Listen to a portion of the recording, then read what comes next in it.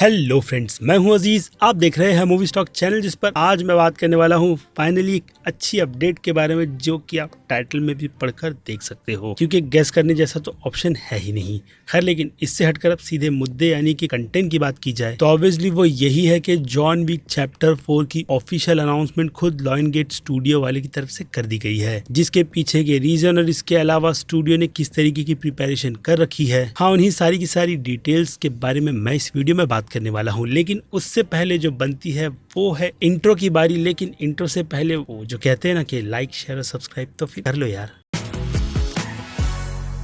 So friends, तो सीधे मुद्दे पर आ जाए तो लायनगेट स्टूडियो वालों की तरफ से ये अनाउंसमेंट ऑफिशियली और किसी ने नहीं बल्कि खुद जॉन ड्रेक ने की है, जो लायनगेट स्टूडियो के अंडर उसे पूरी तरीके से कंट्रोल करते हैं। यानी उनकी अनाउंसमेंट एक ऑफिशियल अनाउंसमेंट ही मानी जाएगी, जिसे मुझे लगता है कि उन्होंने इतनी जल्दी क्यों कर दिया, क्योंकि अगर देखा जाए तो जिस तरीके से फिल्म को एंड किया गया था, आई मीन इसके 4th पार्ट को, तो वो एक ऐसी परफेक्ट एंडिंग थी जॉन विक के यूनिवर्स की, या फिर कह लो कि जॉन विक के कैरेक्टर की, जिसमें अभी के लिए अगर ये सस्पेंस बना हुआ रहता तो फैंस उसे ही मैनेज करते हुए इस यूनिवर्स में आ रही स्पिन ऑफ बैलेरिना पर ज्यादा ध्यान देते, जो कि हाँ, वो लोग अभी भी देंगे उस फिल्म के रिलीज होने के बाद, क्योंकि एना दी आर्मर्स जैसी सिचुएशन उस फिल्म में हमें देखने के लिए मिलेगी, वो भी एक्शन करते हुए, जिसका टीज हमने नो टाइम टू डाई जैसी फिल्म में देख रखा है। इसके अलावा कोस्टेड, खैर जाने दो, लेकिन फिर भी अगर देखा जाए तो ये एक बहुत बड़ी डील है, या फिर कह लूं कि आने वाले जॉन विक के 5th पार्ट का एक मेजर स्पॉइल, जो कि मुझे लगता है कि अभी तो बिल्कुल भी नहीं होना चाहिए था। लेकिन वो कह सकते हैं कि इसकी हाइप बनाने के तौर पर जॉन की तरफ से इस तरीके की गलती की गई है, या फिर चालाकी, जो मूव मुझे फिलहाल तो बहुत ही ज्यादा बुरा लगा है। इसलिए केविन फेगी एक ऐसे प्राइम एग्जाम्पल है जो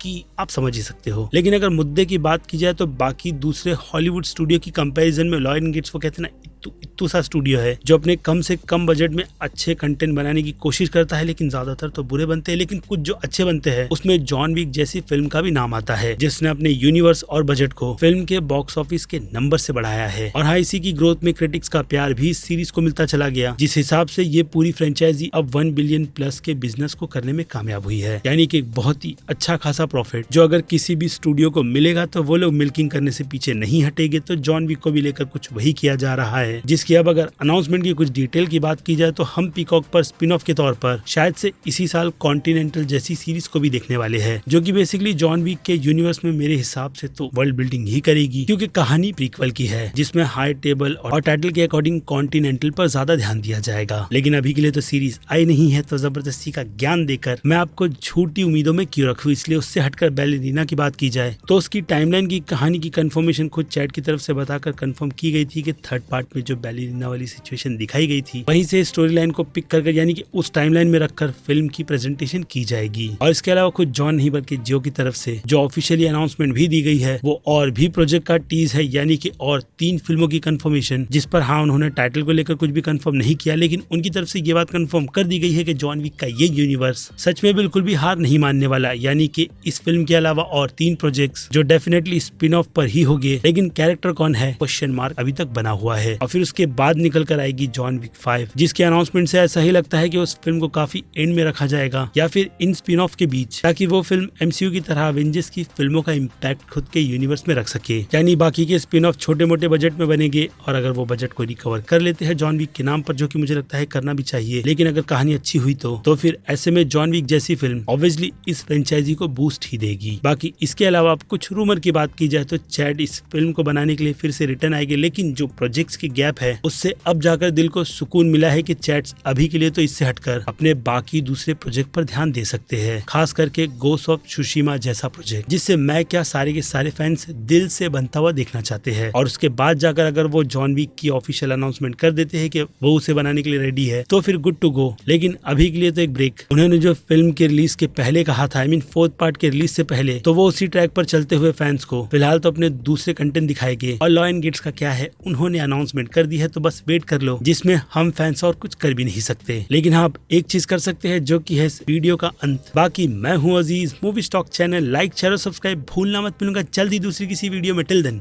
बाय।